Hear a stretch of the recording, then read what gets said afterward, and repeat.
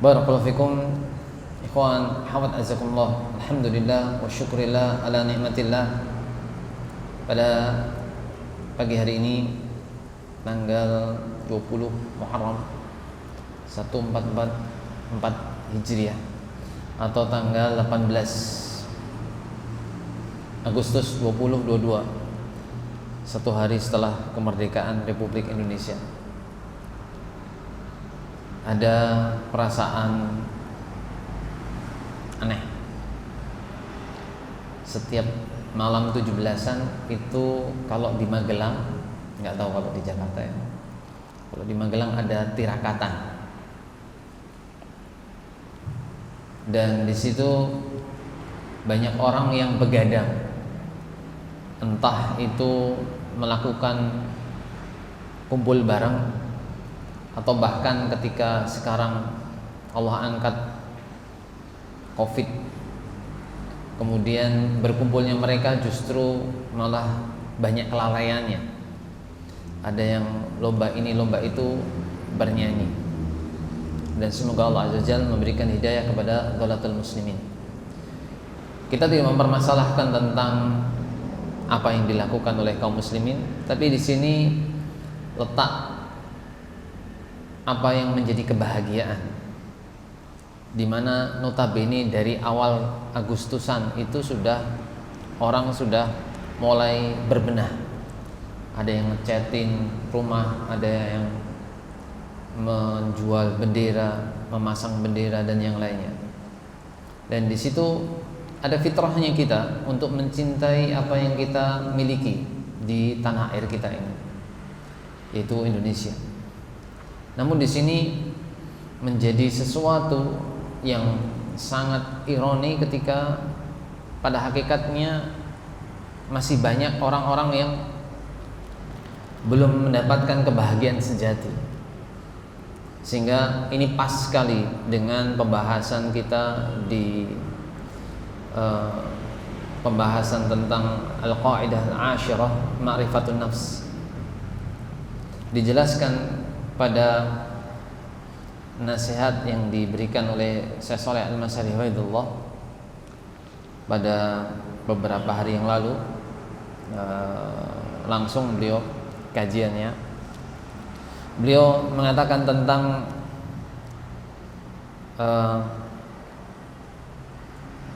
pembahasan tentang, disebutkan di situ letak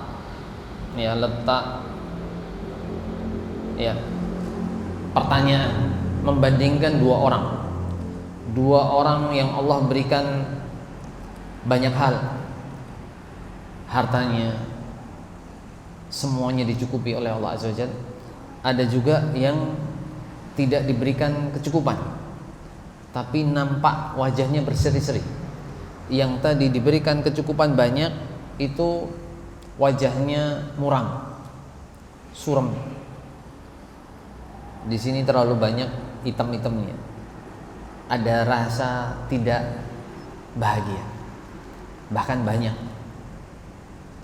Entah itu memikirkan hutang, entah itu memikirkan apa saja yang berkaitan dengan harta bendanya, walaupun tidak ada yang kurang sama sekali. Makanya disebutkan di sini, huna soal, ma huwal farqu baina itsnain. Ini pertanyaan. Pertanyaannya adalah, bedanya dua orang ini apa? Yang satu diberikan kelapangan rezeki, yang satu tidak diberikan lapangan rezeki. Yang satunya lapangan rezeki banyak, tidak bahagia. Yang satu rezekinya suram, tapi dia bahagia. Nah, di sini disebutkan Syekh Shalih Al-Masari Habibullah mengatakan bahwa lil jawabi an hadza la budda qabla dzalika min ma'rifati markazi sa'adah. Jawaban dari yang demikian, pertanyaan ini adalah mengharuskan untuk bisa mengenal tentang markas sa'adah. Pusatnya kebahagiaan itu mana? Pusatnya kebahagiaan itu sebelah mana? Disebutkan anna markas sa'adah wal qalb Sesungguhnya pusatnya kebahagiaan itu adalah hati. Dan ini telah disebutkan oleh Rasulullah SAW tentang ala wa inna fil jasadi mudghah idza salahat salahal jasadu kulluh idza fasadat fasajad jasadul kulluh ala wa hiyal qalb. Diriwayatkan Imam Bukhari dan yang lainnya. Ingatlah, di dalam tubuh itu ada segumpal daging. Kalau dia baik, maka seluruh tubuhnya baik. Kalau dia itu jelek, maka seluruh tubuhnya pun jelek. Ingatlah, itu adalah hati. Sehingga di sini pemahaman kita harus mengenal terlebih dahulu pembahasan yang ke-10 dari kaidah yang kita telah bahas, al-qaidatul ashiratu ma'rifatun nafs,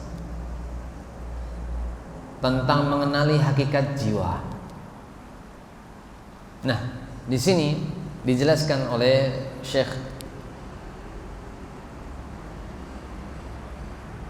Abdul Razak bin Abdul Muhsin Al-Badr hafizahullah, pembahasan kaidah yang ke-10 dari Asyru qawaid fi tazkiyatun nafs, 10 kaidah dalam tazkiyatun nafs.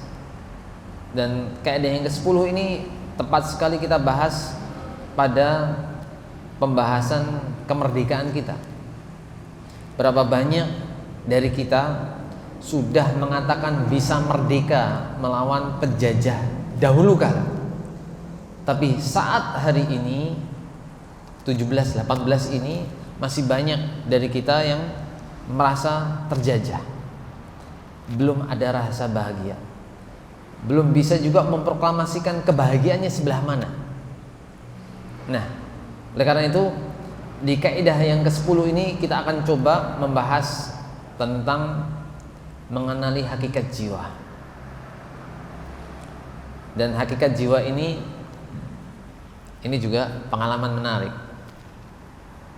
Sebelum Anda datang ke sini, ini qadarullah syafal, ada hal yang di situ menarik. Jadi Anda sudah pesan ya kepada agen perjalanan, ternyata agen perjalanannya itu lupa tidak membookingkan Anda tiket yang biasanya Anda booking sama beliau.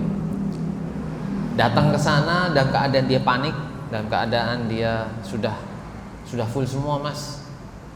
Maaf, catnya itu sudah banyak tidak terdeteksi. Qadarullah tidak masuk ke sistem. Kemudian akhirnya beliau sampai mukanya sudah pucat, sudah ingin memberikan hal apa saja buat kompensasi. Anak katakan kepada beliau, Mas, ini sudah qadarullah syafa'at, sudah bagian dari takdir Allah Azza wa Jalla yang terbaik. Ya, kalaupun ini Allah mudahkan, pasti Allah mudahkan. Nah, kajian kita hari ini adalah kajian yang begitu banyak prosesnya. Alhamdulillah. Dan semoga Allah Azza wa Jalla senantiasa mengistiqomahkan dan memberikan kita niat yang ikhlas karena Allah Azza wa Jalla. Dan semoga Allah Azza wa Jalla memberikan kepada kita pemahaman dan barokah dari apa yang kita pelajari kali ini.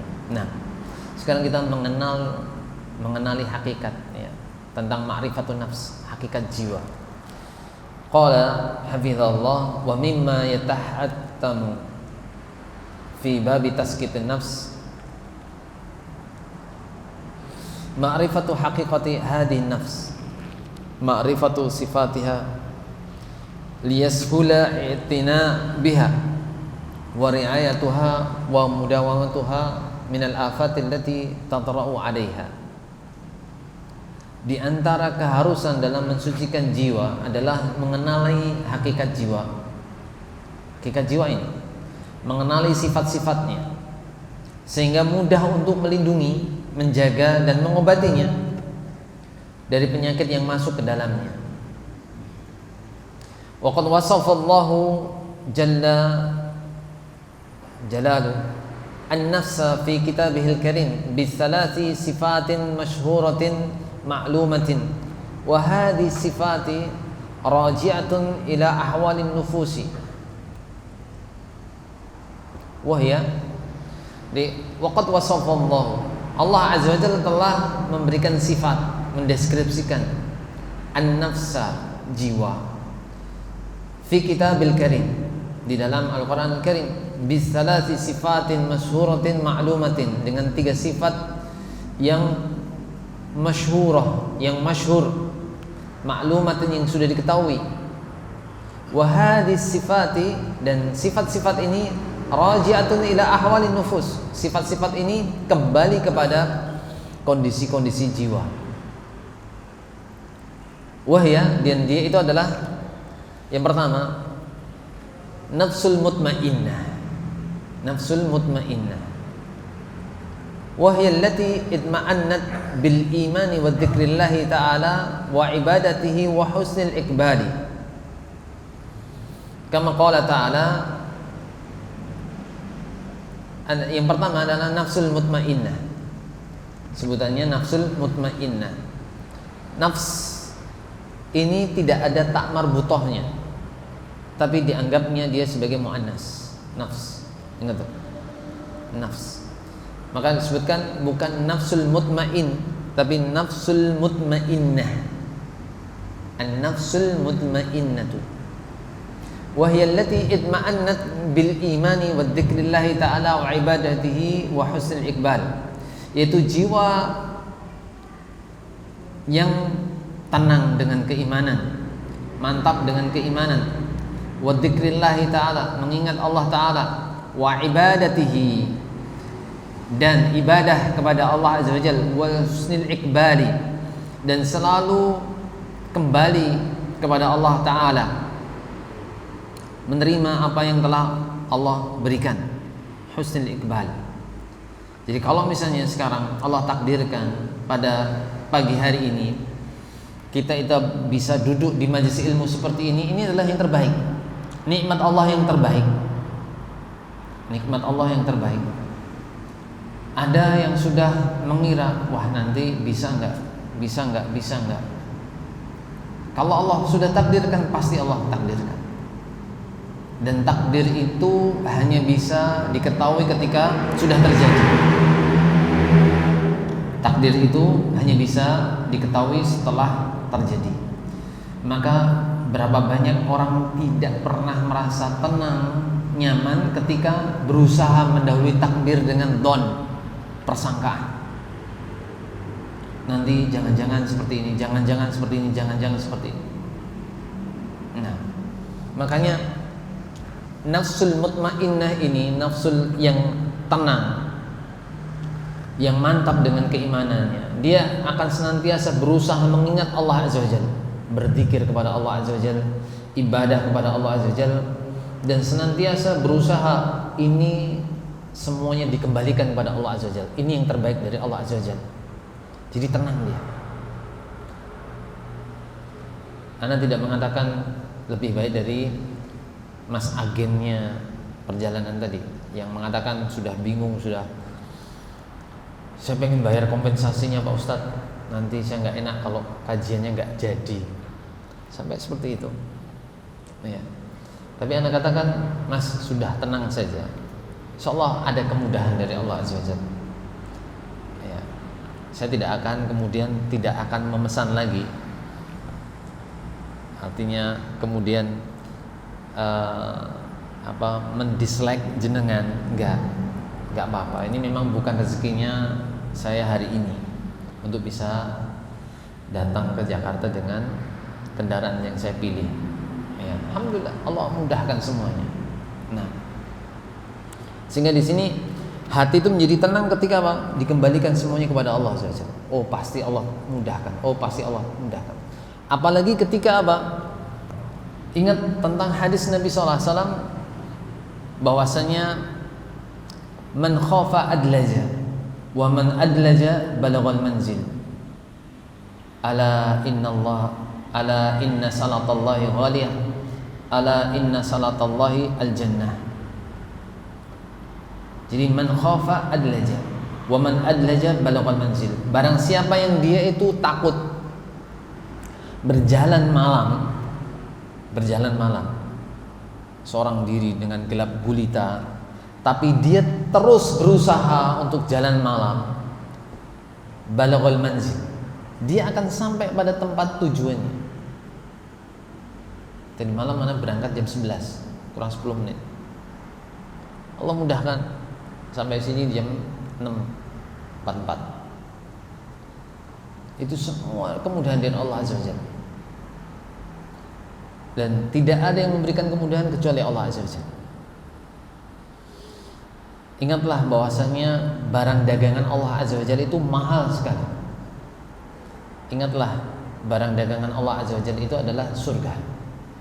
Ketika kita mengingat keinginan kita untuk bisa masuk surga, dengan ibadah yang kita lakukan, kita menjadi lebih tenang. Bukan ridhonya mereka yang kita inginkan, tapi ridhonya Allah Azza wa Jalla. Karena orang yang senantiasa berusaha meraih ridhonya Allah Azza wa Jalla pasti ada kemudahan, pasti. Tapi begitu dia itu menginginkan ridhonya manusia, akan menjadi cerai-berai. Sebagaimana hadis yang pernah kita bahas, man kanatid dunya hammuhu faraqallahu alaihi amruhu wa ja'ala faqrahu baina 'ainaihi wa la ya'ti minad dunya illa ma kutiba lah, wa man kanatil akhiratu niyatahu jama'allahu lahu amrahu. Dalam lafaz yang lainnya syamlahu, riwayat Tirmidzi, wa kanatid dunya ta'ti wa ya raghimatun. Atau kama qala Nabi sallallahu alaihi wasallam, bahwasanya ini diriwayatkan Ibnu Majah, Tirmidzi dan Imam Ahmad, dan juga ada di Mustadrak Hakim. Man kanatid dunya hammu, barang siapa yang dunia itu menjadi cita-citanya, ambisinya yang paling besar, paling tinggi, apapun yang dilakukan karena dunia, ya, maka Allah akan menjadikan faraqallahu alaihi amrohu, Allah akan mencerai-beraikan urusan-urusannya. Wa ja'ala faqrahu baina 'ainaihi, dan Allah akan menjadikan kefakiran di depan matanya, kurang terus. Dan di situ wala ya'ti minad dunya illa ma kutibalah, tidak akan datang dunia itu kepadanya kecuali yang sudah Allah takdirkan padanya. Tidak ada barokah sama sekali. Dia sudah kerja puluhan tahun, nggak dapat apa-apa, cuma capek saja. Tidak ada apresiasi dari manusia, marah dia. Nah, akhirnya apa yang didapati dari proses pencarian ridho dari manusia, dia mendapati ketika dia sudah usia pensiun. Ini masuk di insyaallah buku yang terbaru, yaitu Mengungkap Rahasia Usia Senja. Ini tentang usia-usia pensiun. Usia-usia pensiun ini akan banyak sekali orang-orang yang tadinya mempunyai jabatan, kemudian tidak mempunyai jabatan. Bingung dia untuk mengaktualisasikan apa yang dulunya dia punya. Apalagi ketika dia mendapati jabatan yang tinggi, jabatan ini dan itu, menguasai, mengepalai ini dan itu, akhirnya menjadi rakyat jelata lagi, tidak punya apa-apa. Nah, ini sangat menarik sekali. Sehingga di situ dari semuanya itu Allah menjadikan urusan-urusan dunianya menjadi tercerai-berai. Tidak ada yang benar, tidak ada yang selesai. Nasallahu alaihi wasallam. Dan Allah menjadikan kefakiran di depan matanya. Tidak ada yang dia dapati dari dunia ini kecuali apa yang telah Allah takdirkan. Gak ada barokahnya sama sekali. Dapat ini habis ini, dapat ini habis ini, terus itu. Sedangkan berbeda dengan orang yang dia niatnya, ambisinya yang paling tinggi karena akhirat. Jamallahu amrahu, jamallahu lahu amrahu, au syamlahu, dalam riwayat Tirmidzi. Allah menggabungkan urusan-urusannya, memudahkan urusan-urusannya. Yang kayaknya sulit menjadi mudah, menjadi mudah. Wa ja'ala ghinahu fi qalbihi, Wa jala ghinahu fi qalbi, dan Allah menjadikan kekayaan di dalam hatinya. Wa jala ghinahu fi qalbi, Allah menjadikan kekayaan dalam hatinya. Jadi kekayaan yang sesungguhnya dalam hati. Seperti tadi, bedanya orang yang tadinya itu diberikan kekayaan banyak tapi nggak bahagia. Yang ini tidak banyak yang dia dapati dari dunia, secukupnya tapi bahagia. Nanti pun akan diceritakan tentang kisahnya Syekhul Islam Ibnu Taimiyah, insyaallah. Begitupun dunia datang kepadanya dalam keadaan tunduk. Dia nggak ngoyo dalam masalah dunia, tapi dunia Allah berikan kepadanya kecukupan. Inilah yang sering Anda lihat daripada masyayikh di sana, dan inilah yang pengen Anda tiru. Dan semoga Allah memudahkan kita semuanya meniru. Jadi rasa kangennya dengan masyayikh di UAE itu, mereka kalau Senin Kemis mereka yang ngadain memberikan iftar, nggak pakai nanya. Kemudian kalau misalnya kajian ilmu, syekhnya yang memberikan kitab, nggak pakai nanya juga. Jadi subhanallah, Anda lihat apa yang mereka cari.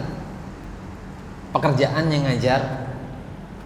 Ketika ada lihat murid-murid yang nggak punya kitab dicukupi sama beliau, murid-murid yang iftar dicukupi sama beliau, masya Allah.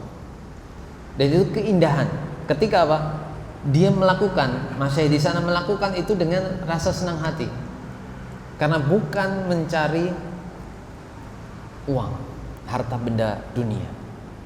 Dan semoga Allah mudahkan kita untuk mencontoh keteladanan yang seperti itu. Nah, kita lanjutkan lagi. Ini adalah hati yang tenang, hati yang merasa nyaman dengan apa yang telah Allah berikan kepadanya. Makanya Nabi SAW bersabda, qad aflaha man aslama wa ruziqa kafafan wa qana Allah bima atah. Diriwayatkan Imam Tirmidzi dan yang lainnya, bahwasanya telah beruntung orang yang benar-benar masuk Islam. Wa ruziqa kafafan, dan diberikan rezeki yang cukup.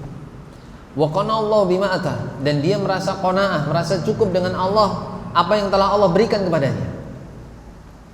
Ini menunjukkan bahwasanya apapun yang telah Allah berikan kepadanya, dia tenang, nyaman jiwanya, tidak mudah mengeluh. Makanya sifat di sini tentang nafsul mutmainnah, dia tidak pernah mengeluh kepada manusia. Nah, semoga Allah mudahkan kita untuk yang seperti itu. Nah, kemudian Allah Azza wa Jalla berfirman di sini, alladzina amanu wa tatma'innu qulubuhum bidzikrillah, ala bidzikrillah tatma'innul qulub. Alladzina amanu, itu orang-orang yang beriman, wa tatma'innu qulubuhum, dan hati mereka menjadi tentram dengan mengingat Allah, bidzikrillah, ala bidzikrillah tatma'innul qulub. Ingatlah, hanya dengan mengingat Allah hati menjadi tenang, menjadi tentram. Berapa banyak hati kita itu gundah gulana, tapi tidak kunjung lisan kita mudah untuk berzikir kepada Allah Azza wa Jalla. Seringnya seperti itu. Seringnya seperti itu. Kita merasa nanti terus gimana, terus nanti gimana.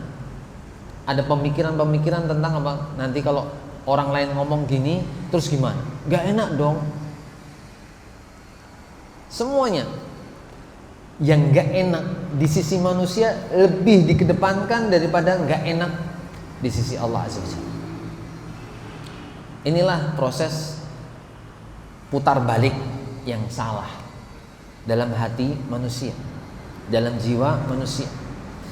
Makanya di sini waqala ta'ala, Allah Ta'ala berfirman, ya ayyuhan nafsul mutmainnah, ya ayyatuhan nafsul mutmainnah, irji'i ila rabbiki radiyatan mardiyah, fadkhuli fi ibadi wadkhuli jannati.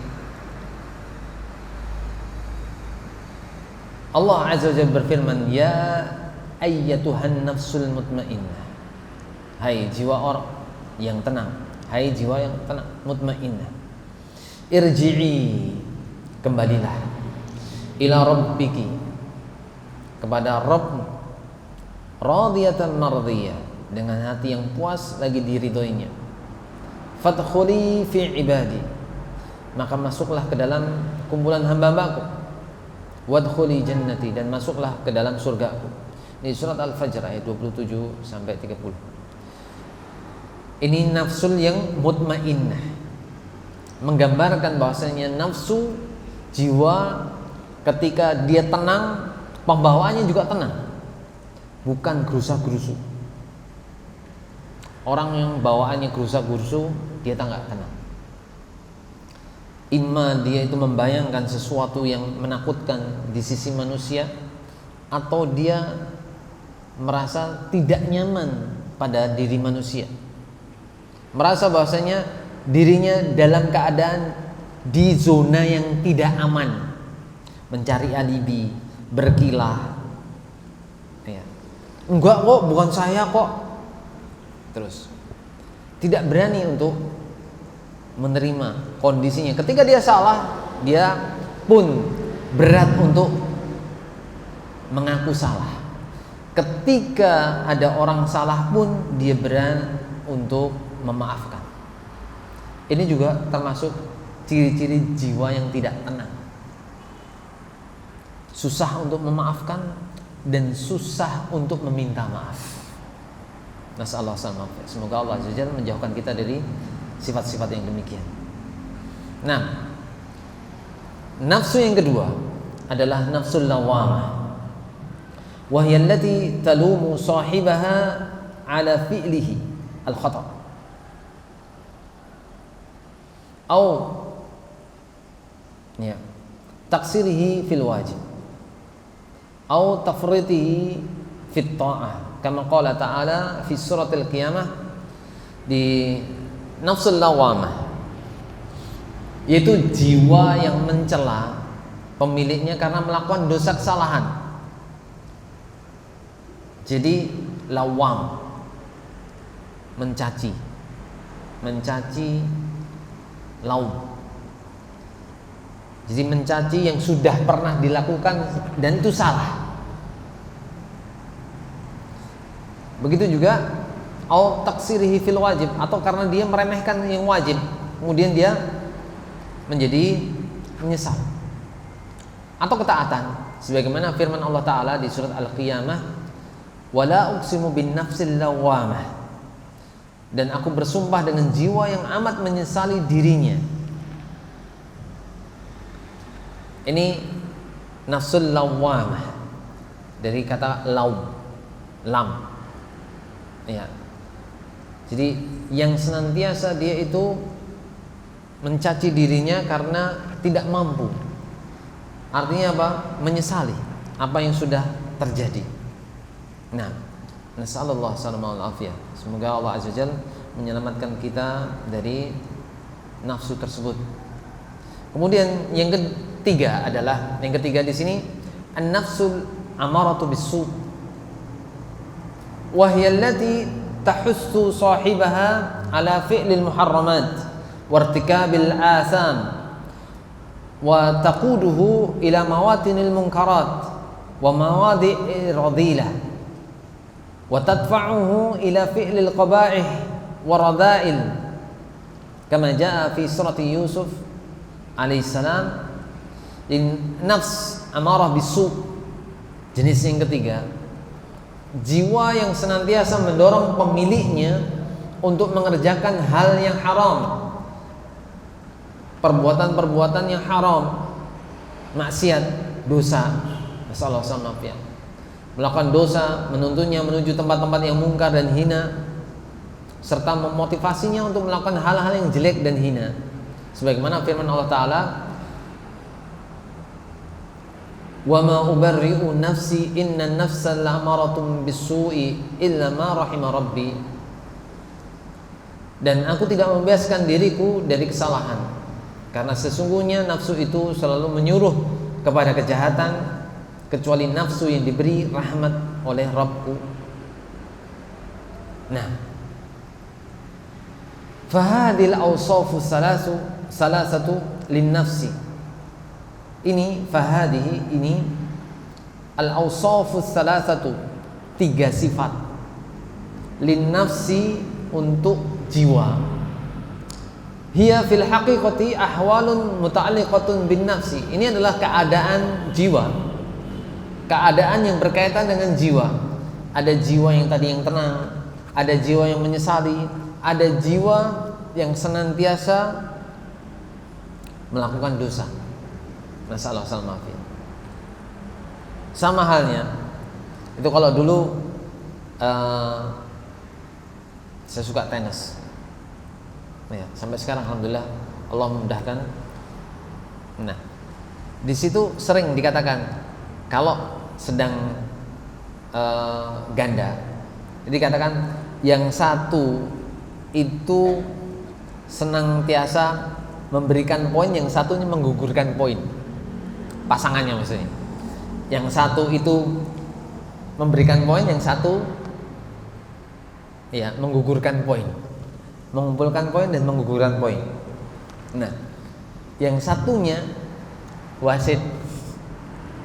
Wasitnya itu kadang berpihak kepada salah satu di antara ya, imma pada kita atau kepada musuh. Yang masuk bilang out, yang out bilang masuk. Ya, seperti itu. Dan ternyata itu juga bagian dari jiwa kita. Bagian dari jiwa kita. Bahwasanya ada jiwa yang senantiasa mendorong kita untuk ibadah terus. Ayo, semangat menuntut ilmu. Jangan pernah futur. Jangan pernah malas datangi majelis ilmu, meskipun dengan 5 watt. Tahu 5 watt, Mas? Ngantuk. Iya. Ya. Saking capeknya itu orang menuntut ilmu sampai gini-gini. Ya. Itu menuntut ilmu bahkan sampai 5 watt. Dan orang yang menuntut ilmu 5 watt jauh lebih baik daripada yang meninggalkan ilmu. Tapi yang terbaik dari itu adalah orang yang membuka 5 wattnya itu menjadi barokah yang tidak pernah selesai, tidak pernah padam, karena dia menginginkan bahwasanya dengan menuntut ilmu itu Allah akan mudahkan dia jalan menuju surga. Ya, sehingga dia akan berusaha membelakkan mata, kemudian badan yang capek merasa tidak capek. Sama halnya ketika ada orang yang merasa excited ketika melihat pertandingan yang dia senangi atau sesuatu apa yang dia senangi. Mosok tuh.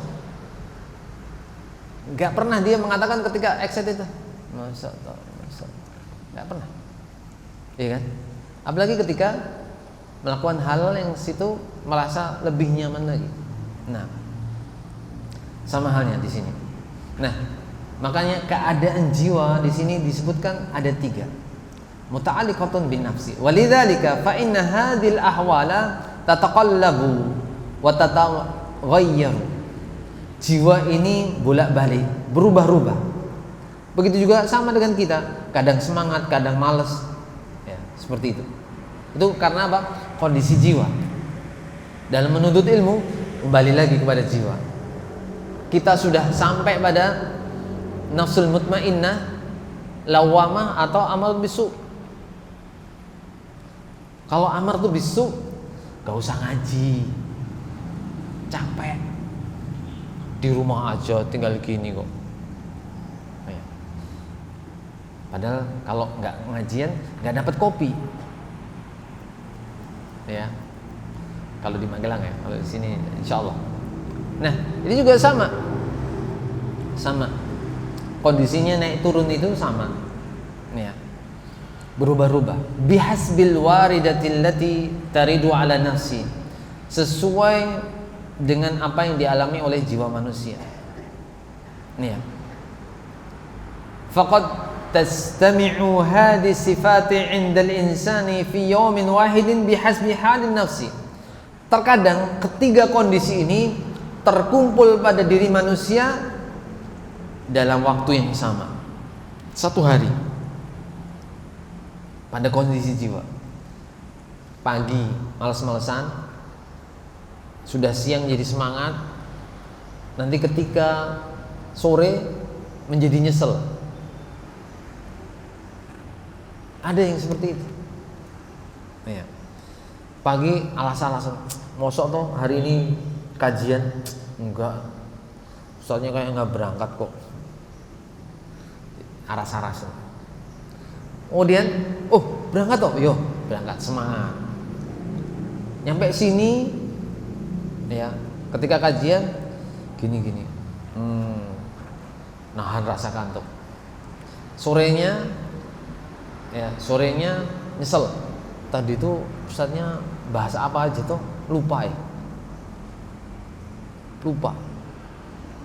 Akhirnya ada nyesel.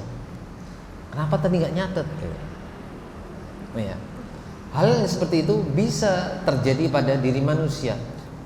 Satu kondisi dalam satu jiwa, dalam satu waktu yang sama. Nah, bukan detik yang sama ya. Kalau detik yang sama enggak, tapi waktu, hari maksudnya di sini. Nah, fi yaumin wahidin bihasbi halin nafsi, dalam satu hari yang sama sesuai dengan kondisi jiwa. Wa qad daraba ahlul ilmi li hadhihi nafsi amthilatan tubayyinu halaha ma'al insani liyashula tasawwuruha 'ala al-muslim fayastahida ba'da dhalika fi islahiha wa tazkiyatiha. Para ulama telah membuat pemisalan yang dapat menjelaskan kondisi jiwa dalam diri manusia agar mudah dipahami. Dia sudah tasawwurha ala muslim, agar mudah dipahami oleh seorang muslim. Fayastahida ba'da dzalika, sehingga setelah itu dia bisa bersungguh-sungguh fi islahiha wa tazkiyatiha, dalam memperbaiki dan mensucikan jiwanya. Dan semoga Allah Azza memudahkan kita untuk memperbaiki jiwa kita, mensucikan jiwa kita. Doa-doa itu seharusnya senantiasa tercurah. Lisan kita ini harusnya mudah untuk mendoakan kebaikan-kebaikan. Kalau sudah mengatakan yang jelek, diikuti dengan doa kebaikan. Begitu juga ketika mengucapkan kata-kata yang baik, itu pun juga kita minta kepada Allah Azza wa Jalla agar kebaikan itu bisa dimudahkan kepada kita. Ya. Kemudian, wa aqtasiru huna ala mithlaini li imamaini jalilaini. Syekh Abdul Razak hafizahullah di sini aqtasiru, mencukupkan huna di dalam tulisan ini ala mithalaini, kepada dua pemisalan li imamaini, ya, yang dijelaskan oleh dua imam jalilaini yang mulia. Al-misalul awal, misal yang pertama, darabahu al-imam al-Jurri rahimahullah fi kitabih Adabun Nufus. Faqala wa ana umathilu laka misalan la yakhfa 'alaika amruha insyaallah. Ini bukan inna ya, tapi antum perbaiki di situ sukun, bukan tasydid di situ. Insyaallah. Nah, jadi maksudnya di sini Syekh Abdul Razak hafizahullah itu berusaha untuk mendeskripsikan kondisi jiwa itu kayak apa toh? Jiwa kita nggak terlihat loh, tapi bisa dideskripsikan. Jiwa kita nggak kelihatan, tapi bisa dideskripsikan. Nah, oleh karena itu beliau mengambil dua pemisalan dari Imam Al-Ajurri.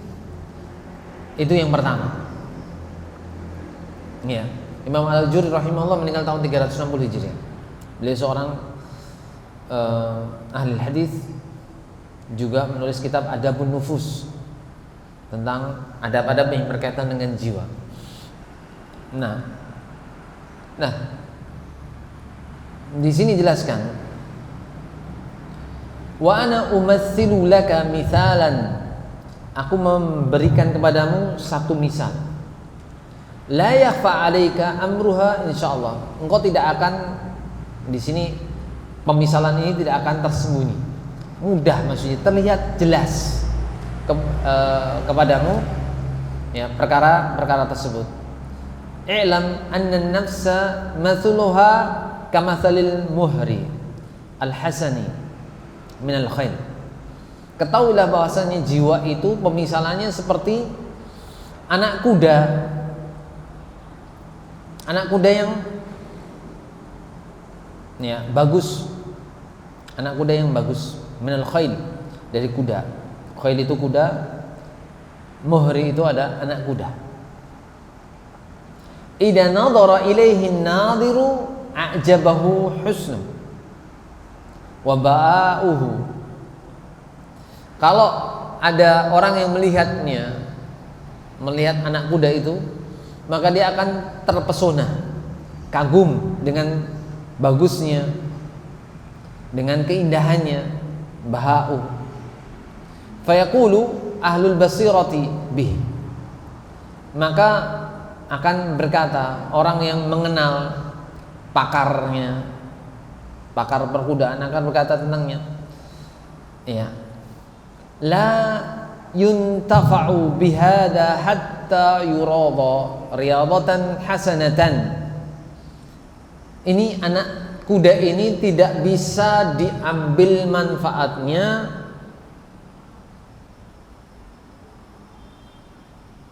artinya belum bisa ditunggangi sampai ya fayasluhu lit-talabi wal harabi, tidak bisa ditunggangi sampai dijinakkan ya. Di sini tentang hatta yurada riyadatan hasanatan, la yuntafa bihada, tidak akan bisa ngambil manfaat ini hatta yurada riyadatan hasanatan, sampai benar-benar dilatih dan dijinakkan. Yu'addaba adaban hasanan, dan diajari dengan adab yang baik, dilatih maksudnya di sini. Fahina idin yuntafa'u bihi, maka setelah itu baru bisa diambil faedahnya, bisa diambil keuntungannya, bisa diambil kemanfaatannya. Fayasluhu lit-talabi wal harabi, maka ini bisa dimanfaatkan, bisa lit-talabi ketika ada perintah, wal harabi untuk ditunggangi lari ya. Wa yahmadu raqibuhu awaqibat ta'dibihi wa riyadatihi, orang yang menungganginya itu akan memuji kelak hasil usaha penjinakannya dan pelatihannya tersebut, hasil melatih anak kudanya tersebut. Nah, fa in lam yu'addab lam yuntafa bihusni, kalau anak kuda tersebut tidak dilatih, tidak punya adab, maksudnya tetap dengan selera alam, lam yuntafa bih husni, maka dia tidak bisa diambil faedahnya meskipun baik penampakannya baik, tapi tidak dilatih, nggak bisa. Wala bibahaihi, dan juga keindahannya, meskipun dia itu bagus tapi masih liar, meskipun penampakannya imut tapi liar ya, imut tapi liar ya. Wala yahmadu raqibuhu awaqibahu indal hajati, maka orang yang menungganginya itu akan kecewa ketika memang saat butuh kok seperti ini, dia akan merasa kecewa, nggak bisa dimanfaatkan 100%. Ini sama dengan jiwa, mas. Maka jiwa itu harus dilatih. Kayak misalnya apa? Dia mempunyai bapak ibu yang baik, belum tentu juga akan mendapatkan anaknya akan menjadi baik kalau tidak dilatih. Paham maksudnya di sini? Nah, oleh karena itu anak kuda ini kaitannya dengan sama dengan jiwa. Jiwanya kayaknya imut, tapi ternyata masih liar. Paham? Seperti orang yang mengatakan hijrah, tapi nggak dilatih dan didekatkan dengan orang-orang yang punya ilmu, tetap saja nanti kembali ke selera asal. Masalah salam afia. Semoga Allah Azza Jalla menjauhkan kita dari demikian.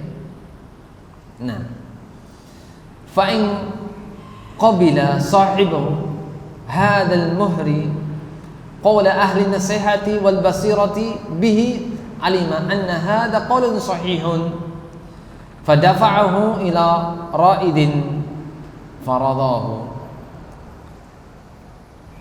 Fa in qaliba sahibu hadzal muhri, kalau pemilik anak kuda tersebut menerima qawla ahli nasihati, menerima nasihat pakarnya kuda, wal basirati bihi, dan orang yang mengetahui benar seluk-beluk kuda, alima anna hadza qaulun sahihun, dia akan mengetahui bahwasanya perkataan ini adalah perkataan yang benar. Fadafa'ahu ila radin, maka dia pun pasti akan membawanya kepada orang yang bisa menjinakkan kuda tersebut, faradahu, dan melatih kuda tersebut. Thumma la yasluhu an yakuna ra'idu illa 'aliman bi riyadati ma'ahu sabrun ala ma'ahu min ilmi riyadati, fa in kana ma'ahu bi riyadati wa nasahahu intafa'a bihi sahibuhu. Kecuali kalau seorang tidak mungkin bisa melatih kuda atau anak kuda yang baik tadi, kecuali dia memiliki apa?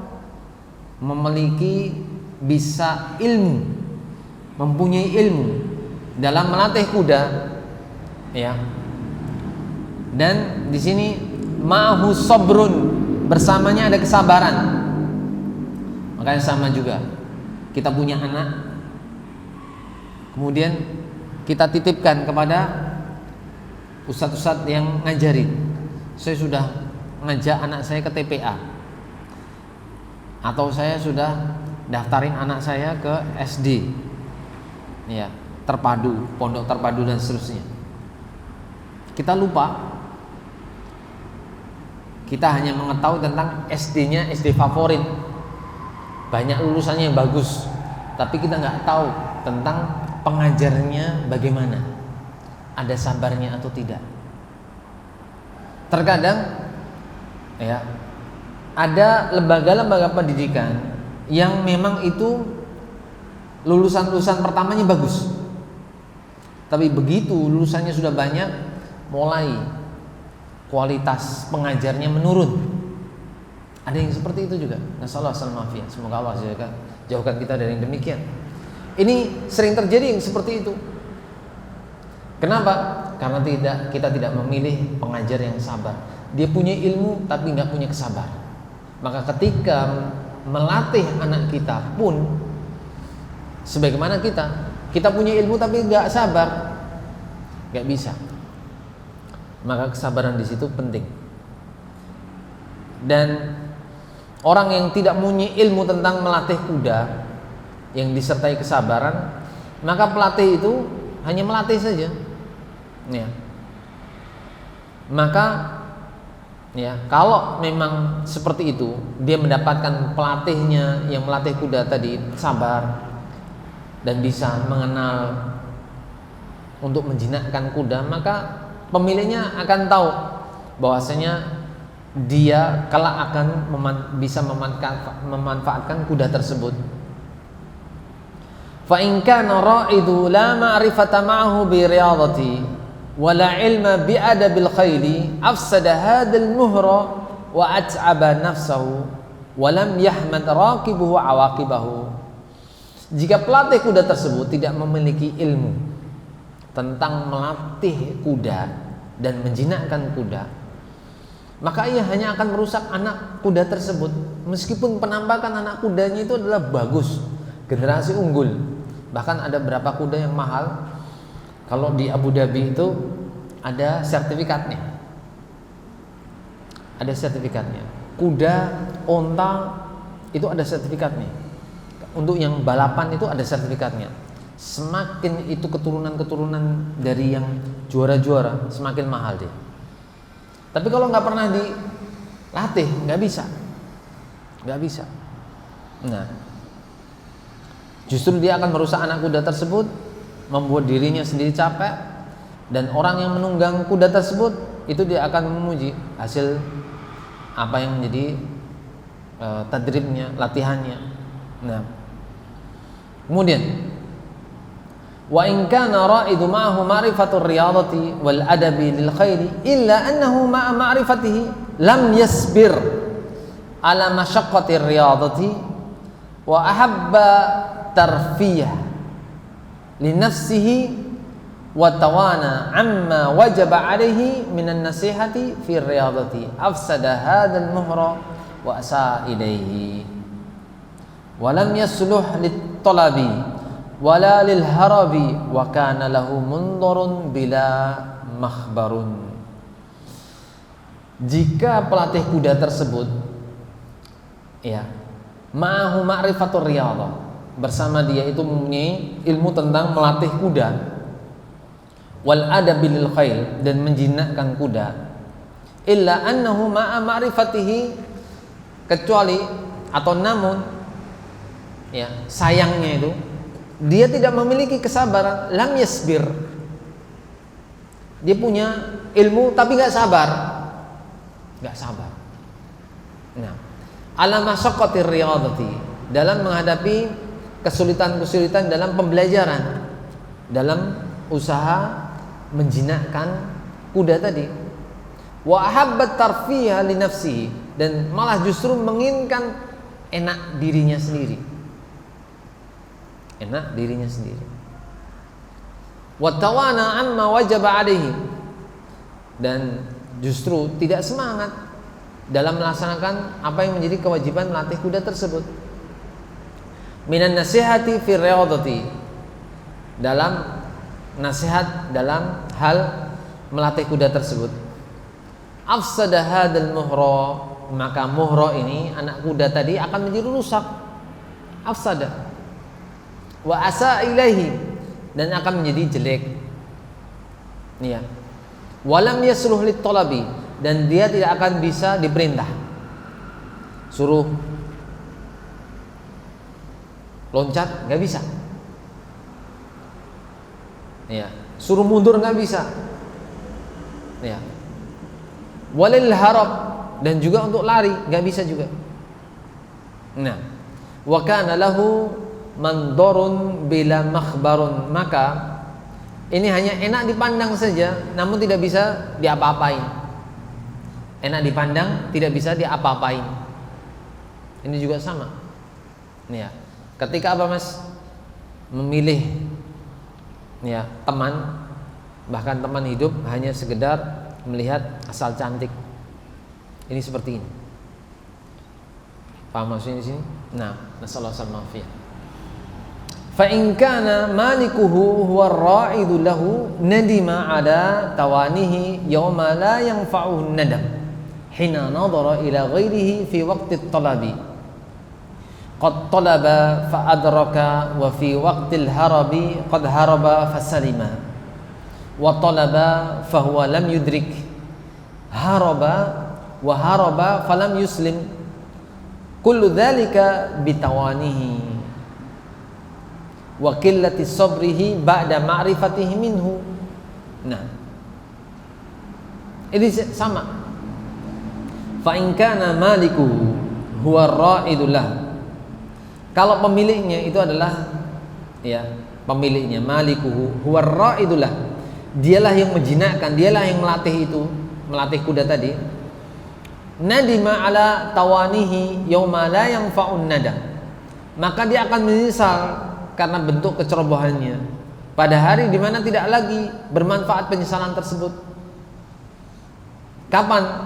Hina nadhara ila ghairihi fi waqti talabi, ketika dia melihat kepada anak kuda lainnya. Fi waqti thalabi, ketika ada permintaan. Anak kuda lainnya diperintah sedikit sudah ikut. Kok dia anak kudanya dia diperintah nggak bisa, nyesel dia. Paham tak di sini? Nah, ya. Qad talaba fa adraka. Ya. Jadi anak kudanya tadi sudah diperintah, tahu apa yang diperintah, yang berhasil tadi. Maka ketika dia ngelihat, wah, nggak bisa nih. Ya. Yang ono bisa. Ya. Ini nggak bisa anak. Ya.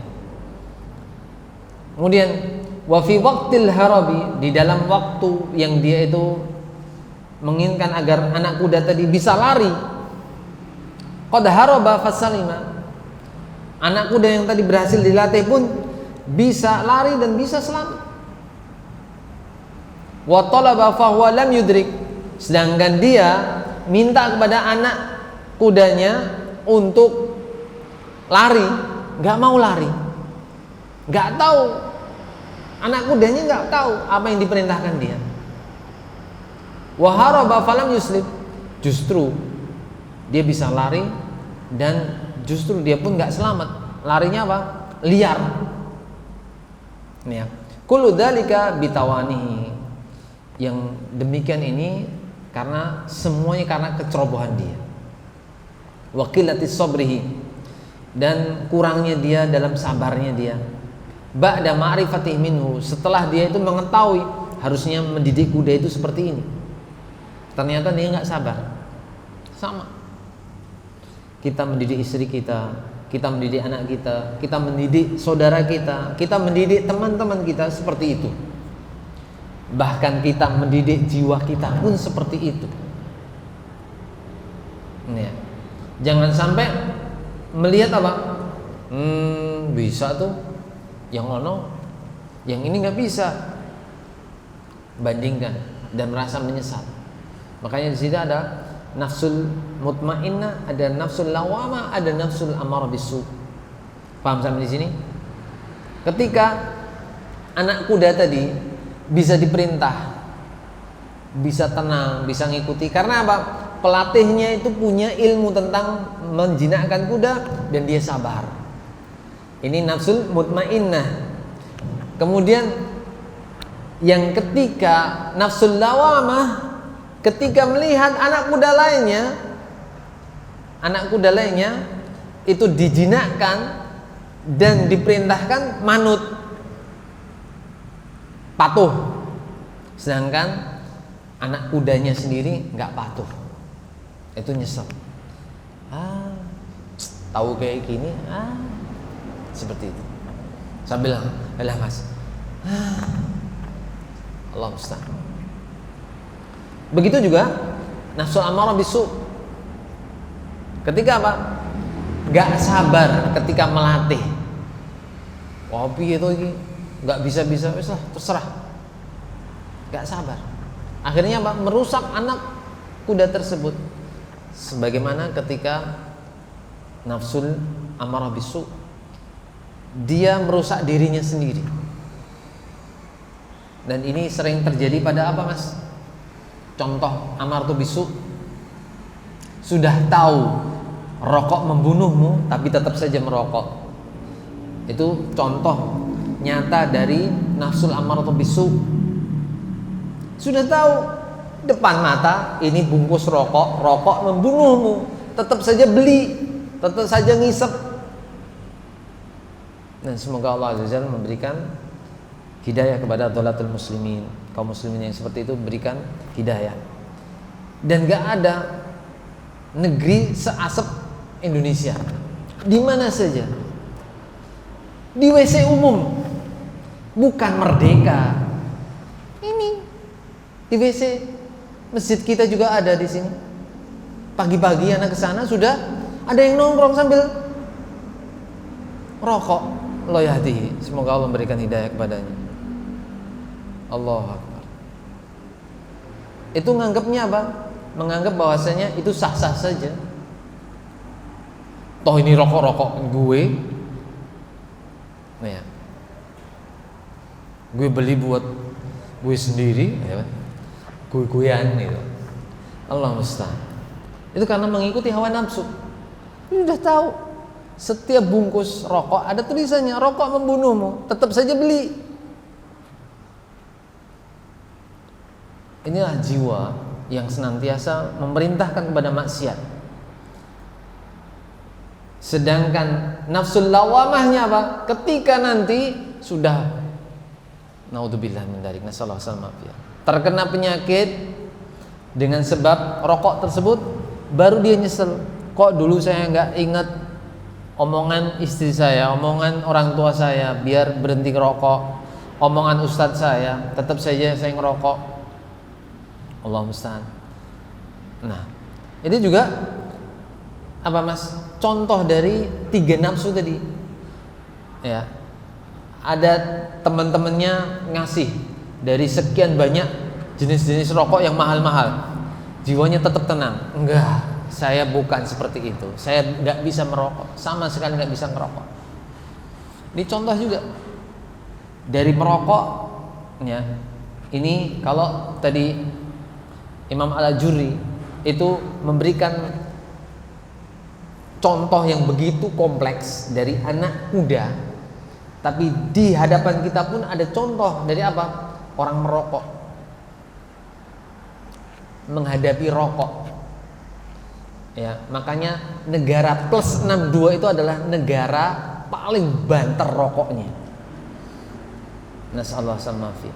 Di mana saja, di bis ngerokok, ya. Ini yang lebih dahsyatnya, sedang bangun sesuatu, ya, tenaga bangunan saja ngerokok. Jadi rokoknya sambil gini, ini gini. Allah musta'an. Ini gergaji gini, ini sambil gini. Bisa di jalan, ya, ininya gini, ini sambil gini. Allah akbar. Bisa itu. Itu cuma di negara plus 62. Semoga Allah Azza wa Jalla memberikan hidayah kepada saudara-saudara kita yang seperti itu. Dan sakitnya itu ketika apa mas? Ketika orang-orang seperti itu adalah orang-orang yang kita sayangi, orang-orang yang kita cintai. Orang-orang yang kita sayangi, orang-orang yang kita cintai, ternyata masih seperti itu. Susah untuk dikendalikan, susah untuk dinasihati. Ya, seandainya nasihat-nasihat kita itu didengar oleh mereka, tentunya pabrik-pabrik rokok itu sudah gulung tikar. Ustadz, terus karyawannya gimana? Rezekinya bukan dari rokok, yang berikan rezeki dari Allah Azza wa Jalla. Kalau seandainya semua pabrik rokok itu gulung tikar karena semua itu pada tobat dari rokok, tentunya Allah akan ganti dengan yang jauh lebih baik. Paham ya? Gak ada istilah-istilah nantinya, terus APBD-nya gak ada, pajaknya gak ada, dan seterusnya. Ingat mas, jenengan lahir, hidup sekarang, siapa? Karena pabrik rokok atau Allah Azza wa Jalla? Kembalikan seperti itu ekstrimnya. Paham ya? Nah, barakallahu fikum. Ini contoh Imam Al-Ajurri 360 Hijriah. Ya. Ustaz, dulu apakah ketika Imam Al-Ajurri itu tidak ada rokok, kemudian tidak dimisalkan rokok? Sebentar, afan. Ini tidak membandingkan seperti itu. Kita mengambil pembelajaran dari para a'immah itu sebagaimana konteks yang mereka sampaikan. Keilmihan mereka seperti itu. Kompleksitasnya ketika apa? Karena mereka setiap harinya ketemu dengan orang yang memelihara kuda. Sekarang mungkin kita nggak terbayangkan kalau akan ada pembelajaran tentang jiwa yang berkaitan dengan kuda, karena tidak banyak orang yang memelihara kuda. Paham ya? Bukan kuda Mitsubishi ya, sudah out of the box gitu. Ya. Paham ya? Nah, barakallahu fikum. Sehingga kita bisa mengambil faedah-faedah pada keseharian kita. Kalau keseharian kita yang kita sekarang lihat sehari-hari adalah orang yang merokok. Ana pernah dapatkan dari ikhwan, yang semoga Allah Azza wa Jalla senantiasa menjaga beliau dan menguatkan, meneguhkan hidayah kepada beliau. Saat itu tahun 2013 mau 2014, beliau mau naik haji. 2014 naik haji. Dan beliau tanya, Ustaz, tolong tanyakan pada Syekh Shalih Al-Masari Hafizahullah, obatnya untuk berhenti ngerokok itu gimana? Saya pengen berhenti merokok tapi nggak bisa-bisa. Beliau kalau rokok di sana itu yang rokok putih-putih baunya itu udah menyengat sekali. Naudzubillah. Nah, saat itu sedang pengajaran manasik haji. Ana meminta kepada Syekh Shalih Al-Masari untuk memberikan kepada teman-teman orang Indonesia dan ana terjemahkan. Saat itu di benak ana kepikiran saya akan menjelaskan dalil yang banyak tentang berhenti merokok. Tips-tips berhenti merokok itu apa? Kemudian saya mengatakan, Hafizahullah, kalau engkau ingin berhenti merokok karena masalah kesehatan, engkau tidak akan berhasil. Kalau engkau ingin berhenti merokok karena alasan kesehatan, engkau tidak akan berhasil. Kalau engkau ingin berhenti merokok karena bujukan dan perintah istri, itu pun gak akan berhasil. Kalau engkau itu berhenti merokok karena diiming-imingi imbalan uang, itu pun tidak akan berhasil. Kelak engkau akan balik lagi. Kalau engkau berhenti merokok karena alasan apapun dari dunia, gak akan berhasil.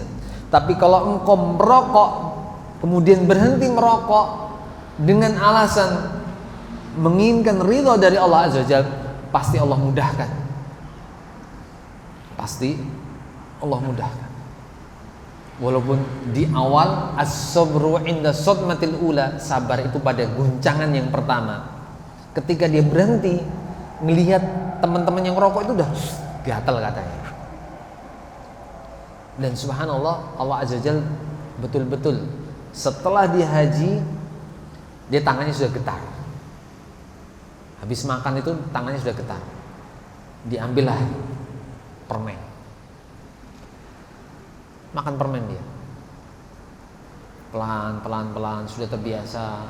Alhamdulillah. Allah Azza wa Jalla memberikan hidayah kepada beliau untuk meninggalkan rokok. Dan itu terkadang ada menjadi amarah bisu dan lawamah ketika sudah terlambat dan terus-menerus terjadi. Rokok terus.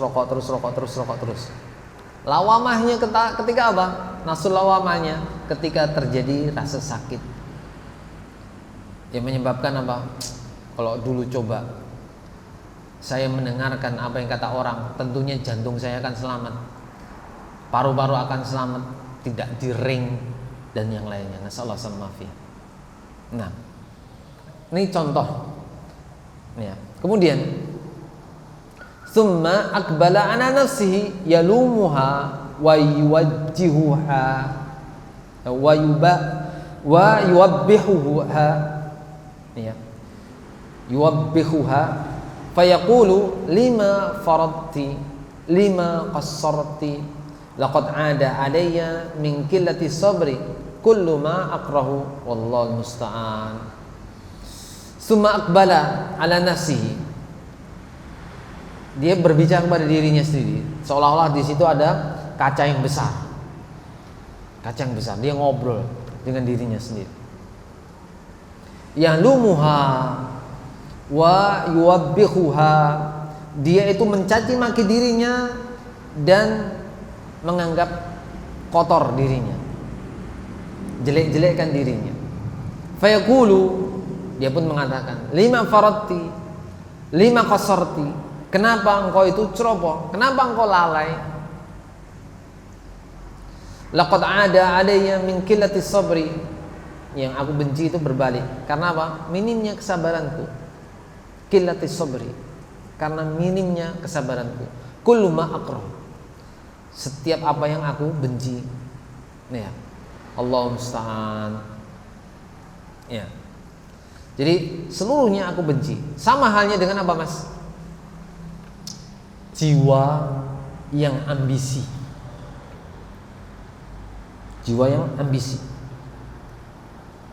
Jiwa yang ambisi itu adalah ketika di usia emas-emasnya dia tidak menggunakan kesempatan untuk menjadikan dirinya bermanfaat. Tapi begitu waktunya sudah beranjak, belajar susah, menghafal susah, baru pengen belajar, nyesel kenapa dulu tidak menuntut ilmunya dari muda. Ketika dulu saya mengatakan yuk belajar menuntut ilmu, gak ada waktu, nanti nunggu pensiun. Dan ini Anda dapati sendiri dari sekian banyak teman-teman bapak ya di Magelang yang biasa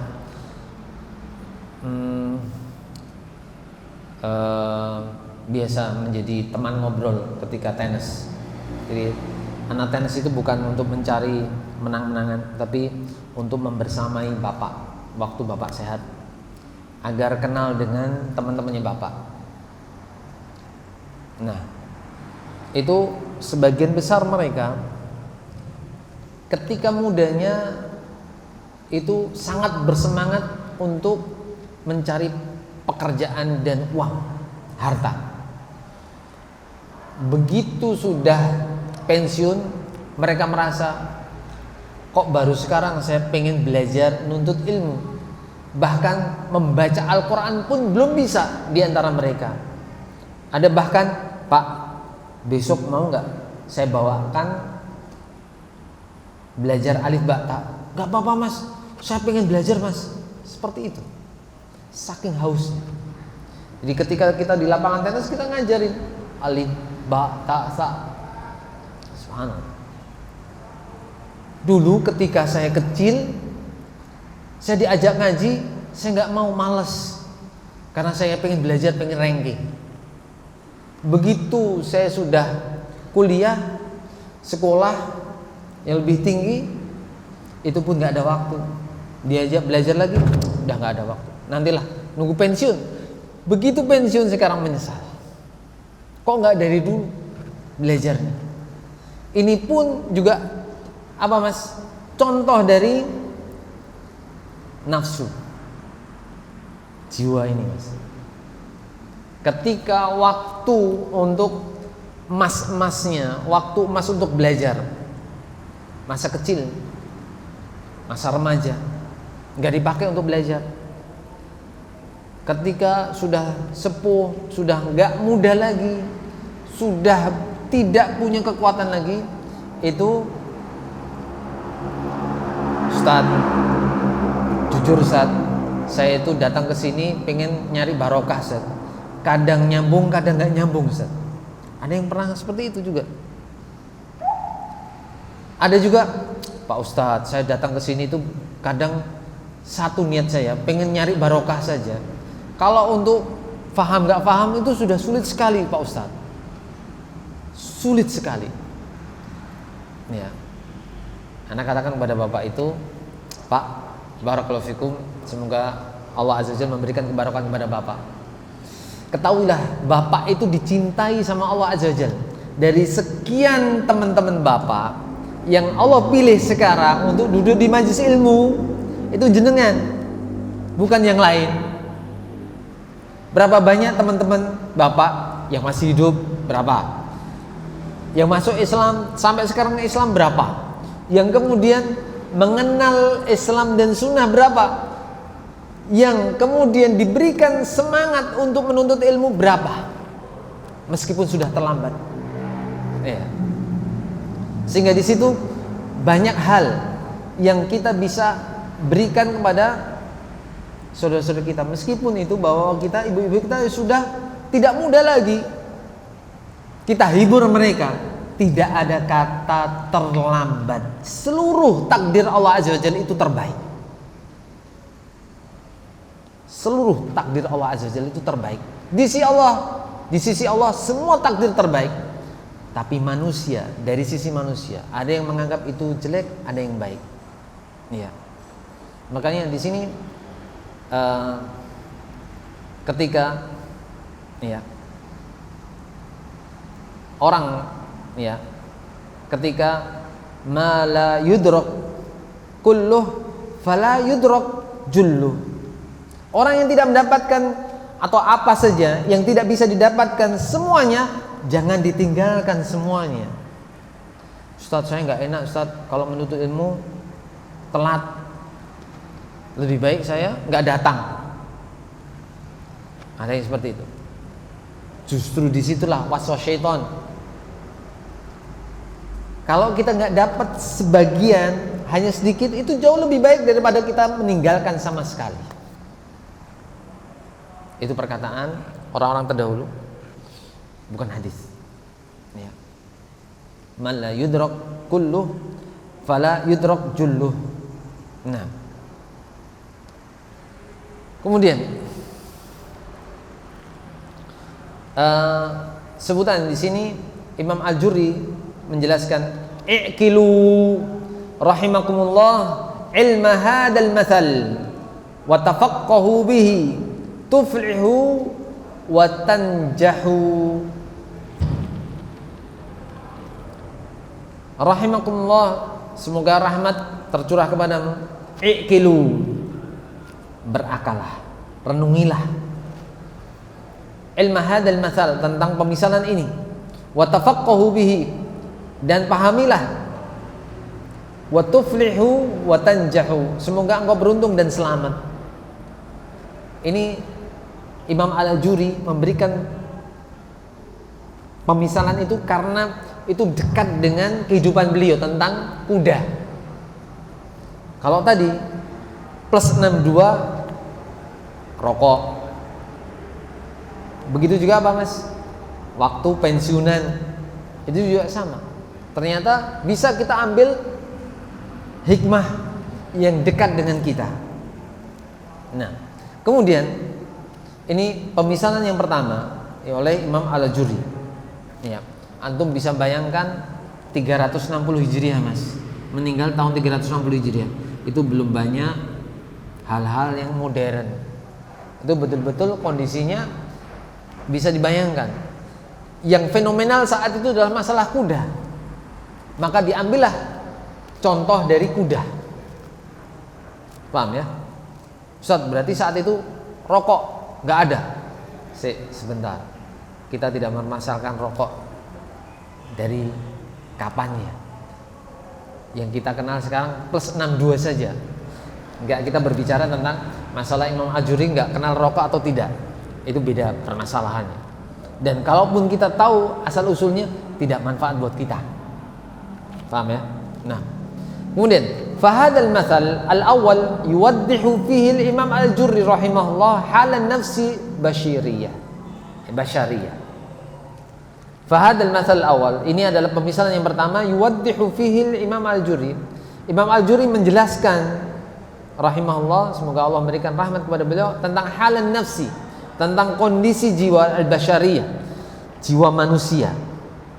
Wa annaha kal muhri, itu seperti anak kuda, allati tahtaju ila riyadatin wa sabrin fi tarwidha. Ini membutuhkan dengan apa? Usaha menjinakkan, memberikan, melatihnya itu dengan kesabaran, dengan tarwidha, dalam menjinakkannya. Wa an yakuna ala ilmin bil umuri allati tuslihu nafsa wa tuzakkiha. Dan ini sama halnya dengan ilmu yang berkaitan dengan perkara-perkara yang bermanfaat untuk jiwa dan tuzakkiha, untuk mensucikannya. Wa innal insana idza farrata fi hadhil ma'rifati wa fi hadha tarwidi fa innahu sayandamu fi nihayatil matafi wa yatannadam. Ya.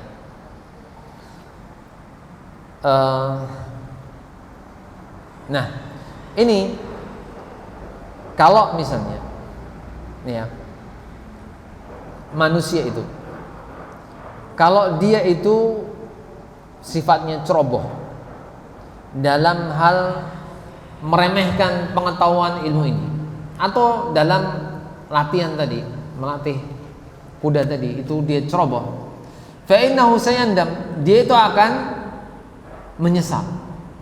Fi nihayatil matafi ghayatan nadam, dia akan menyesal dengan penyesalan yang sangat besar di akhirnya, di akhir. Nah, sekarang kita masuk pada misalus tsani, misal yang kedua. Darabahul Imam Ibnul Qayyim rahimahullah.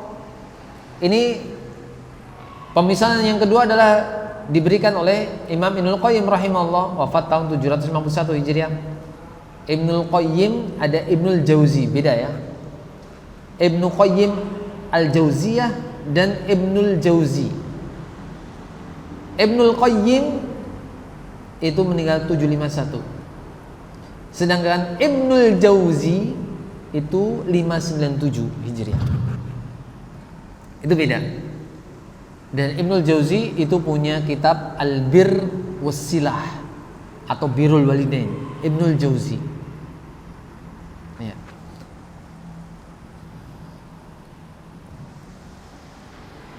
Dan juga ada kitab Al-Mawdu'at. Ada kitab Al-Mawdu'at. Banyak kitab-kitabnya Imam Ibnul Jauzi.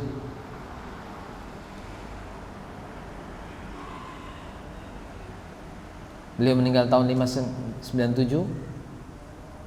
Kalau yang Ibnul Qayyim beda lagi, 751. Jadi Ibnul Jauzi, kalau Ibnul Jauzi yang 597 itu menulis kitab banyak sekali, seperti kitab tafsir Zadul Masir fi ilmi tafsir, kemudian kitab Al-Mawdu'at, kitab-kitab yang membahas tentang kitab-kitab hadis yang membahas hadis palsu, Al-Mawdu'at. Ya, kitab-kitab yang kitab yang di dalamnya ada berisi hadis-hadis palsu. Nah, kemudian Fadailul Quds, kemudian yang terkenal Talbis Iblis. Talbis Iblis ini ditulis oleh Ibnu Jauzi. Kemudian Dzamul Hawa, kitab Dzamul Hawa, ya, celaan terhadap jiwa, terhadap hawa nafsu. Nah, kemudian juga kitab As-Sabat Indal Mamat. As-Sabat Indal Mamat, kokoh, teguh dalam menghadapi menjelang kematian. Nah, kemudian juga tentang kitab Gharibul Hadis, banyak sekali. Atqiya Al-Mudhish wal Mudhish, Al-Qiya wal Mudhish. Ini banyak sekali. Nah, salah satunya Birrul Walidain. Nah, ini kitab yang sekarang sedang dibahas sudah selesai dibahas oleh Syekh Ibrahim Ar-Ruhaili, hafizahullah. Semoga Allah memudahkan untuk kita ambil faedah dari penjelasan beliau, insyaallah bismillah. Nah, kita lanjutkan. Nah, pemisalan yang kedua ini adalah pemisalan oleh Ibnul Qayyim rahimahullah. Fan nafsu jabalun 'azimun syaqun fi tariqis sayri ila Allah azza wajalla, wa kullu sa'irin la tariqa lahu illa 'ala dhalikal jabal, fala budda an yantahiya ilaihi, walakin minhum man huwa syaqun 'alaihi wa minhum man huwa sahlun 'alaihi, wa innahu la yasirun 'ala man yasarahu Allahu 'alaihi. Nah, ini pemisalan yang menarik. Ini lagi-lagi Ibnul Qayyim rahimahullah ini juga saat itu dihadapkan pada apa? Beliau berguru dengan Syekhul Islam Ibnu Taimiyah. Berguru dengan Syekhul Islam Ibnu Taimiyah, di mana Syekhul Islam Taimiyah itu masuk keluar penjara lebih dari 7 kali. Disebutkan lebih dari 7 kali keluar masuk penjara. Itu ajib, sangat menakjubkan, mengherankan. Bagaimana bisa menjamak ilmu yang sangat banyak, sedangkan beliau itu berjuang jihad, di penjara. Masya Allah. Ibnu Qayyim, muridnya Syekhul Islam Ibnu Taimiyah. Disebutkan Syekhul Islam Ats-Tsani. Ibnu Qayyim ini Syekhul Islam Ats-Tsani, murid dari Syekhul Islam Taimiyah. Nah, beliau mengatakan fan nafsu jabalun 'azimun syaqun fi tariqis sayri ila Allah azza wajalla. Jiwa itu seperti gunung besar yang merintangi orang yang menempuh jalan menuju Allah taala. Wa kullu sa'irin la tariqa lahu illa 'ala dzalikal jabal. Tak ada jalan lain bagi mereka kecuali dengan melewatinya. Artinya apa? Tidak ada orang yang bisa menempuh suatu jalan kecuali harus menerobos gunung tersebut. Paham sampai di sini? Nah, fala budda an yantahiya ilaihi. Ya, maka ini harus ya selesainya pada gunung tersebut. Ya, walakin minhum man huwa syaqun alaihi wa minhum man huwa sahlun alaihi. Akan tetapi di antara mereka ada yang merasa berat untuk melaluinya atau menghadapi gunung tersebut. Ada juga yang merasa mudah untuk melewati gunung tersebut. Wa innahu layasirun 'ala man yasarahu Allah alaihi. Dan itu perjalanan itu pasti mudah bagi orang yang telah Allah mudahkan baginya. Paham sampai sini ya? Nah. Wa fi dzalikal jabalu audiyatun wa syu'ubun wa aqabatun wa wuhudun wa syauqun wa ausajun wa aliqun wa syabrakun wa lususun yaqtati'una tariqa ala sa'irin wala siyama ahlal laili al mudlijin fa idza lam yakun ma'ahum udadul iman wa masabihul yaqin tattaqidu bi zaitil ikhbati wa illa ta'allaqat bihim tilkal mawani'u wa tashabbathat bihim tilkal qawati'u wa halat bainahum wa bainas sayri. Sungguhnya di gunung itu ada lembahnya, ada bukitnya, ada jurangnya, ada tanaman berdurinya syaukah, ada tanaman berduri dan juga beracun. Ya. Ada lusus di situ, ada perampok yang membegal di jalan. Lebih-lebih orang yang berjalan di malam hari yang gelap gulita tadi. Man khafa adlaja man khafa adlaja wa man adlaja balaghal manzil. Barang siapa yang dia takut untuk berjalan ketika malam hari, tapi terus berjalan ketika malam hari, balaghal manzil, dia akan tetap sampai kepada tujuannya. Gelap gulita, nggak ada yang tahu ke arah mana. Bismillah. Sama halnya ketika kita itu menuntut ilmu, ya, kita menuntut ilmu. Kalau yakin di situ, pasti ada kemudahan untuk memahami ilmu, pasti dimudahkan.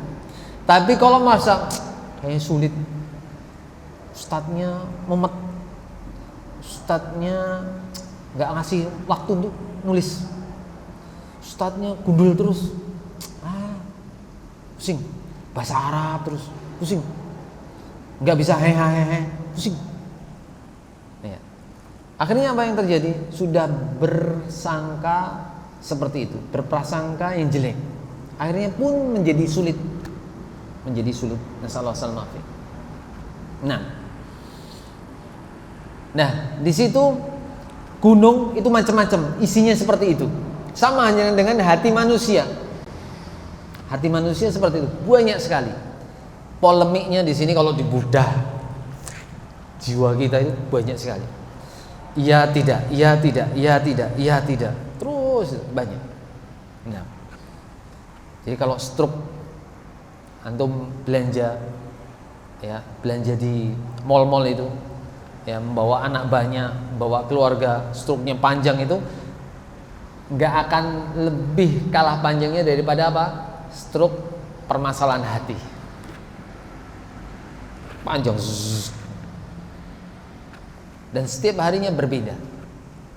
Subhanallah. Nah, jika mereka tidak memiliki bekal keimanan, lentera keyakinan yang dinyalakan dengan minyak perendahan diri, niscaya berbagai penghalang tersebut akan merintangi dan menyulitkan mereka sehingga menghalangi perjalanan tersebut. Ingat perkataannya Syekhul Islam Taimiyah. Kemudian Ibnul Qayyim ini sastrawan, bahasa Arabnya tinggi karena ilmunya pun tinggi. Maka sampai sekarang karya-karyanya mereka berdua masih terus dipelajari oleh para ulama zaman sekarang. Paham sampai sih? Tulisan-tulisannya, kalimat-kalimatnya dinukil, ya, dicuplik, diambil. Nah, kemudian fa inna aktsara sa'irina fihi raja'u ala aqabihim lamma ajazu an qad'ihi waqtihami aqabatihi wasyaitanu ala kullati dhalikal jabal yuhadhdhirun nasa min su'udihi wartifa'ihi wa yukhawwifuhum minhu fattafiqu mashaqqatu su'udi wa qu'udu dhalikal mukhawwifi ala kullatihi wa dha'fu azimati as-sa'iri wa niyatihi fatawalladu min dhalikal inqita'u war ruju'u wal ma'sumu man 'asama Allah. Sesungguhnya mayoritas orang yang berjalan kepada Allah Ta'ala akan berbalik ke belakang karena tidak mampu menaklukkannya. Mau ke tobat kepada Allah Azza wa Jalla, ketemu gunung yang tinggi, rintangannya besar. Kayak misalnya apa? Rintangan orang-orang yang masih berjalan di pekerjaan-pekerjaan yang ada ribanya. Mau mundur, nanti anak istri saya, keluarga saya dikasih apa? Bingung, nggak ada pekerjaan yang lain, bingung lagi dan seterusnya dan seterusnya. Mikirnya apa? Tentang masalah dunia. Tidak meyakini bahwasanya kalau selesai dari itu, karena Allah Azza wa Jalla pasti dimudahkan rezekinya, dapat yang lebih baik lagi. Karena Allah Azza wa Jalla itu menjelaskan apapun itu menjadi kebaikan ketika orang berniat karena Allah semata. Sebagaimana hadis Nabi SAW apa? Bahwasanya innaka lan tada'a syai'an lillah illa badalakallahu ma huwa khairun laka minhu. Diriwayat Imam Ahmad, atau kama qala Nabi SAW, itu sesungguhnya engkau tidak meninggalkan sesuatu karena Allah, niscaya Allah akan ganti yang lebih baik. Sebagaimana ketika orang itu sekarang, antum semuanya, ya, Bapak Ibu di sini, itu meninggalkan rumah, meninggalkan pekerjaan rumah, meninggalkan urusan-urusan yang harusnya bisa diurus, tapi ditinggalkan semua untuk menuntut ilmu syar'i di sini. Justru di situ ada apa, Mas? Gantinya yang lebih baik yang Allah akan sediakan. Dan semoga Allah Azza wa Jalla memberikan kepada kita ganti yang terbaik di sisinya, bukan di sisi manusia, Mas. Nah, oleh karena itu di sini, nah, siap. Nah, jadi di sini setan berada di atas gunung, memperingatkan manusia bahwa gunung tersebut sulit didaki. Jangan nuntut ilmu, susah itu. Itu orang-orang yang gini aja, yang ekstremis aja. Kamu belum bisa, udah di rumah aja. Allah Ustaz. Jadi syaitan senantiasa memberikan waswas. Syaitan berada di atas gunung, ya, mengatakan, memperingatkan manusia agar jangan mendaki karena gunungnya sulit didaki, sulit dinaiki. Ia menakut-nakuti manusia. Maka berkumpullah menjadi satu pendakian yang sulit, hasutan syaitan yang duduk di puncak gunung, menakut-nakuti manusia bahwanya hanya sedikit yang mampu mendaki. Allahu Akbar. Dan lemahnya tekad dan niat orang yang berjalan kepada Allah Ta'ala. Seperti tadi mas, orang yang ingin hijrah, meninggalkan apapun dari ribawi, ya, ketemunya orang-orang itu lagi, ya sudah, susah untuk berhijrah dengan total. Maka hijrah yang sesungguhnya adalah ketika kita menginginkan ridho Allah Azza wa Jalla, bukan ridhonya manusia. Ada sedikit saja keinginan kita untuk mencari ridhonya manusia, hijrahnya akan terbengkalai, tidak menjadi hijrah yang sesungguhnya. Nasallahu alaihi wasallam. Makanya di sini karena seperti itu menjadi lemah tekadnya, niatnya ingin berjalan kepada Allah Azza wa Jalla, tidak bisa. Ini menyebabkan putus asa dan ingin kembali lagi ke selera asal, kecuali mereka berada di dalam penjagaan Allah Ta'ala. Nah, kullama raqa sa'iru fi dhalikal jabal ishtadda bihi siyahul qati' wa tahdhiruhu wa takhwifuhu fa idza qata'ahu wa balagha kullatahu inqalabat tilkal makhawifu kulluhunna amanan wa hina idin yasulu as-sayru wa tazulu anhu awaridut tariqi wa mashaqqatu aqabatiha wa yara tariqan wasi'an aminan yufdi bihi ila al-manazil wal manahil alayhi al-a'lam wa fihi al-iqamah qad uiddat li raqibir rahman. Nah, setiap orang tersebut terus mendaki gunung, maka gangguan, ancaman dan teror semakin gencar. Jika pendaki tersebut mampu mengatasinya dan mencapai puncaknya gunung, maka berubah semua ketakutan menjadi rasa aman, menjadi perjalanan merasa mudah, menjadi lebih mudah, hilangnya gangguan-gangguan dan kesulitan di jalan. Dia melihat jalan yang luas dan aman, sebagaimana seorang menuntut ilmu syar'i, ketika keyakinannya Allah pasti meridhoi, memberikan ridho, Allah pasti memudahkan pekerjaan saya, Allah pasti mencukupi apa yang menjadi kebutuhan saya. Dengan cara menuntut ilmu syar'i semata-mata karena mencari ridho Allah Azza wa Jalla, pasti dimudahkan. Pasti dimudahkan. Nah, dan yang menghantarkan ke tempat yang singgah, tempat minum yang di atasnya terdapat penanda dan di dalamnya terdapat tempat tinggal yang disiapkan orang-orang yang menuju pada keridhaan Allah Ta'ala, Zat yang Maha Penyayang. Maka di sini fa bainal 'abdi wa bainas sa'adati wal falah quwwatu 'azimatin was sabru sa'atin wa syaja'atun nafsin was sabatu qalbin wa fadlu biyadillahi yu'ti man yasha wallahu dzul fadlil 'adzim.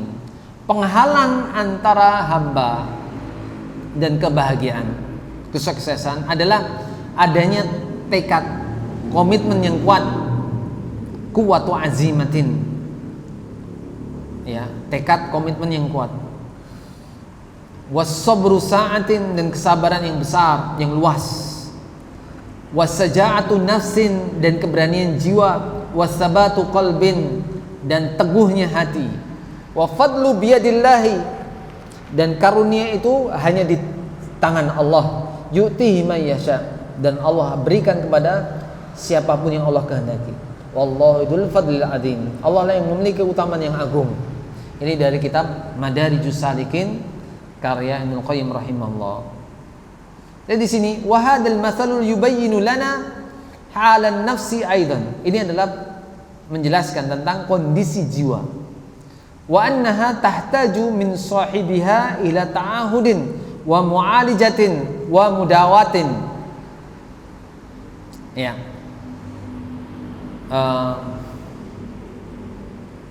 Nah, di sini pemisalan ini juga menggambarkan kondisi jiwa. Jiwa itu butuh perbekalan, pengobatan yang diusahakan pemiliknya. Fa illam yujahidha bit tariqi syar'i wa yasbiru ala dzalika tafallatat minhu wa dhayya'athu. Kalau dia tidak mau bersabar, ya, dia tidak mau bersungguh-sungguh untuk memperbaiki jiwanya dengan metode yang sejalan dengan agama sesuai syar'i dan bersabar dalam menempuhnya, niscaya jiwa itu akan lepas kendali dan merugikan pemiliknya. Sama dengan apa? Orang-orang yang ngaku saya hijrah, tapi balik lagi ke selera asal. Nasallahu alaihi wasallam. Karena apa? Tidak sabar. Tidak sabar. Sabar itu mudah untuk diucapkan, sulit untuk dilaksanakan tanpa dilatih. Makanya as-sabru inda sodmatil ula, sabar itu pada guncangan yang pertama. Ketika guncangan yang pertama tetap berusaha sabar, pada guncangan yang seterusnya dia akan lebih bersabar lagi. Nah, dan ini insyaallah kita lanjutkan akhir dari kitab ini insyaallah pada pertemuan selanjutnya.